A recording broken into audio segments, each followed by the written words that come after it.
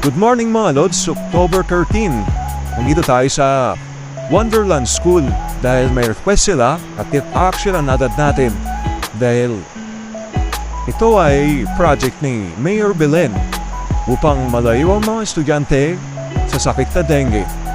Kaya kailangan nating mag-double face mask dahil patapang yung baygon at mahirap namnamin ang amoy. Kumidikit pa sa damit. Tingnan nyo kung gaano karami pinupuno namin yan. Mano-manong binubuhos. At ito naman para doon sa misting machine namin. Yan yung liquid minahaluan ng tubig yan. Matapang din yan, napapaubo pa talaga. Pero kung may kaaway naman kayo at gusto nyong sprayan din, ito na lang, gasolina tapos sindihan nyo. Joke. Tapos, tignan nyo kung gaano karami yung isang machine. Yan, binubuhos namin yan. Punta muna tayo sa taas. Tingnan natin si Sir Jonathan. Then natin siya matapos. Punta tayo doon para makita natin. At nandito na po tayo ngayon sa taas. Nag-start na po si Sir Jonathan. At dito na po siya. Inumpisahan niya ng pagmimisting sa bawat classroom at sinusure namin ng matamaan ng bawat sulok ng school para sa kapakanan ng mga estudyante at wala nang ibang iisipin pa.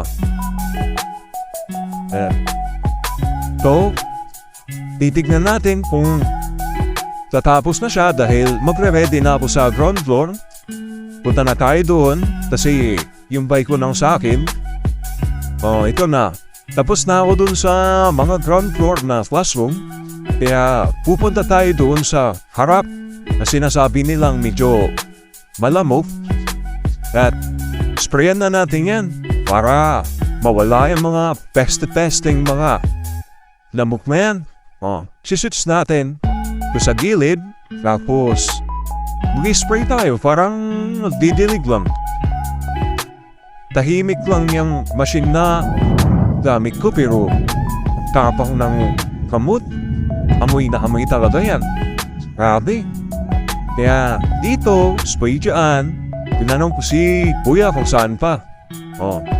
Dito tayo.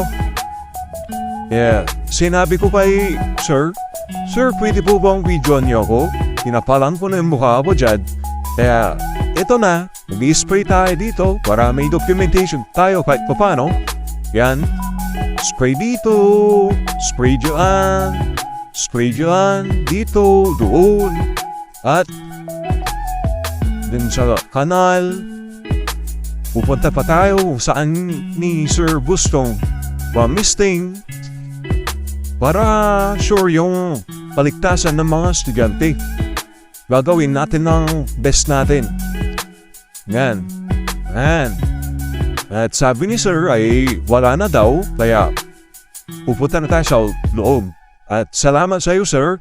Sa'yo. Punta na tayo doon. At galing tayo sa likod, tapos na ako doon. At pupunta na tayo dito sa gitna dahil tapos na ako, hintayin ko na lang si Sir Jonathan na matapos dahil sinisigurado namin na wala nang mga lamok at mapatay na yung mga yan. Yan. Hintayin na lang natin siya matapos at papahinga na tayo. Pangiti-ngiti lang ako niya pero mainit na yung gamot sa likod ko. Pero, tiyaga lang. Hello sa'yo, Sir. Shout out po sa'yo, Sir. Napakabait namin, Sir, yan. Napakasipag pa. Ito.